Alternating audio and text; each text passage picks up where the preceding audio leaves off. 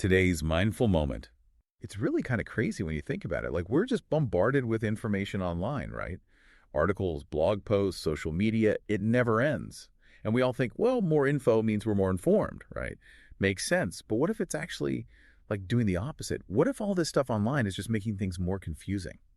That's a really interesting point. I mean, it seems obvious that more information equals more knowledge, but the internet has its own set of rules, and those rules can make things a lot more complicated. And that kind of leads us to what we're looking at today. We're going deep on this book, Trust Me, I'm Lying, by Ryan Holiday. Now, this guy, Holiday, he's got a really interesting background. He was like a media strategist, and he actually admits to manipulating online media. So in his book, he kind of pulls back the curtain and shows us how online news and blogs really work. Yeah, and that insider perspective is what makes this book so valuable, right? He's not just like guessing or theorizing. He's actually talking about the tactics that people use to grab your attention online and shape the stories you see. So for all of you listening, what we're trying to do today is really understand this whole online ecosystem. Like, how is information made? How does it spread online? And yeah, how can people mess with it? And we're not trying to like judge or take sides, especially with any like political stuff that might come up. We just want to lay out what Holiday's saying and hopefully help you guys become smarter, more aware readers online. Think of this as like a cheat sheet to understanding how the internet works without having to read a ton of articles yourself. And one of the things that jumps out right away is how much power these smaller blogs actually have. Holiday talks about these media elite blogs, places like Gawker, Business Insider, Politico, BuzzFeed. They might not have as many readers as like the New York Times, but a lot of journalists, TV producers, those kinds of people, they all read those blogs. Okay, so let me get this straight. You're saying a story can start on some like kind of niche blog, but because the right people are reading it, it can blow up and reach a huge audience. Exactly. Like it's a chain reaction almost. It's like a little spark that turns into a huge fire. Yeah, exactly. And Holiday uses Politico as an example. They started focusing on Tim Pawlenty as a possible presidential candidate, like way early, before Pawlenty had even announced he was running. And Holiday says this wasn't because there was any real news about Pawlenty, but because Politico wanted to like control the conversation, get people talking, and show everyone they were the best at political reporting. Oh, I see. So by putting Pawlenty's name out there all the time, even if there wasn't much going on, Politico made him seem like a more serious candidate, even if he wasn't. Yeah, it's kind of like they created the news, and then the other media outlets saw what Politico was doing and started talking about Pawlenty too. And suddenly this guy who like nobody really knew was being talked about as a real contender just because a few blogs started writing about him. So basically, these online platforms can have a huge influence on what people are talking about, what they think is important. Exactly. And it makes you wonder like what's real news and what's just hype? What's just stuff that's getting a lot of clicks online? It's a good point. Okay, so Holiday also talks about this idea of trading up the chain, which seems like a really key part of how these stories gain traction. Can you break that down for us? Sure. So trading up the chain is basically how a story starts, like on a small, maybe not very credible website, and then gets picked up by bigger and bigger outlets. And every time a bigger site picks it up, the story seems more believable, even if the original reporting was bad. So it's like a game of telephone, but with the news. Yeah, that's a good way to put it. It can start as like a rumor on some random blog, then a bigger blog links to it, and maybe a local news site picks it up, and then suddenly it's on CNN, and nobody even bothered to check if the first blog was telling the truth. And Holiday says this can be done on purpose, right? Right. He gives an example of his friend who used this for like a charity fundraiser. They made up a story, made it sound really good, and sent it to a bunch of small websites. And then, because those small sites were talking about it, bigger sites started picking it up, and it ended up getting national attention. Yeah, it's wild, right? He's basically saying that you can create a news story out of thin air as long as you know how to play the game. It makes you wonder how much of what we read is actually true. Right. And this whole thing is driven by money, too. Holiday makes it clear that for a lot of blogs, traffic equals cash. The more people click on their articles, the more money they make from ads. So the focus is on getting clicks, not necessarily on telling the truth. Sadly, yeah. Like a really well-researched article might not get as many clicks as something with like a crazy headline about some scandal, even if the scandal isn't even real. He even says that some blogs are basically designed to be like pumped up with traffic and then sold off. Like get a ton of readers quickly, make the blog look really popular, and then sell it to someone else for a big profit. Kind of like a pyramid scheme almost. Right. It's all about short-term gains, not about building something sustainable or trustworthy. So it sounds like the online media world can be pretty cynical. Yeah, it's definitely something to think about. Like, if the goal is just to make money as quickly as possible, what does that mean for the quality of the news we're getting? Okay, so let's talk about sources.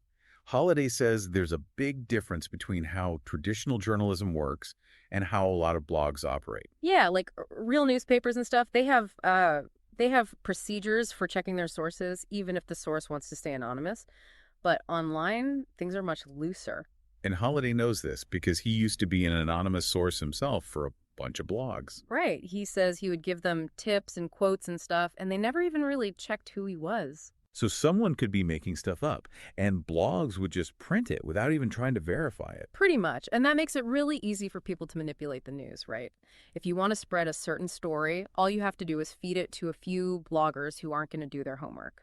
And he says it's even worse now because a lot of blogs and even some regular news sites rely on press releases to write their stories, especially for breaking news. And press releases are basically just like PR, right? They're written to make the company or organization look good. So if news outlets just copy and paste from press releases, they're not really reporting the news, they're just repeating what the company wants them to say.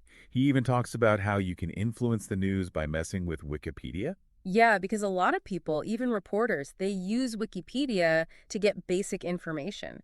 So if you can change what it says on Wikipedia, you can change how people write about that topic. It's crazy how connected everything is online. It's like the butterfly effect, Yeah. but with information. Yeah, exactly. So it sounds like this whole system is pretty fragile, pretty easy to mess with. And Holiday, he's not afraid to say that he was part of the problem, that he took advantage of all these weaknesses. And that's what makes his book so interesting. He's not just complaining about the system, he's explaining how it works from the inside. So let's shift gears a bit. Holiday also talks about how to give bloggers what they want. And what they want isn't always the truth, right?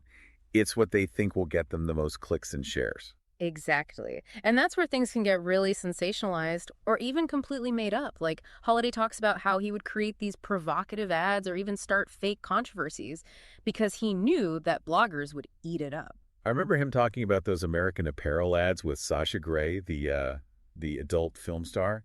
Those ads were super controversial, and they got a ton of attention online. Yeah, and the crazy thing is, those ads didn't even cost that much to run on those small blogs.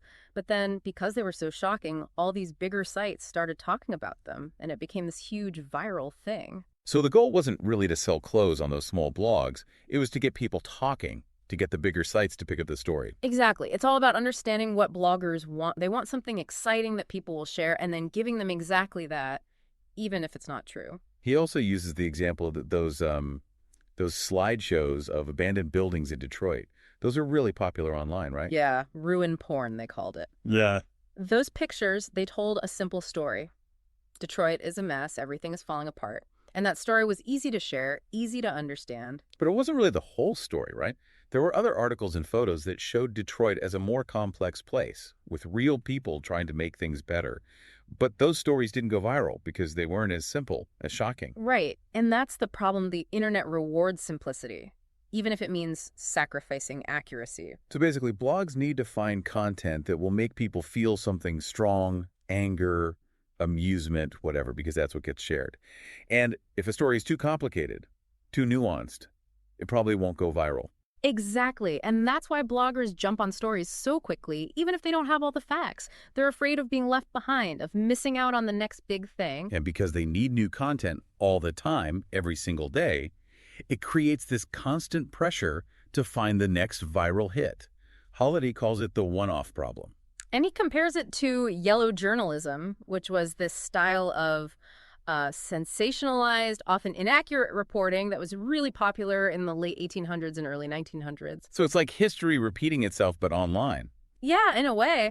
Back then, newspapers were competing to sell more copies, so they would print anything that would grab attention. And now blogs are competing for clicks, so they're doing the same And thing. because we get our news from so many different sources online, Yeah. it's even harder to tell what's real and what's not. Exactly. There's so much noise, it's easy to get So lost. what Holiday's saying is, well, it's not that bloggers are all bad people.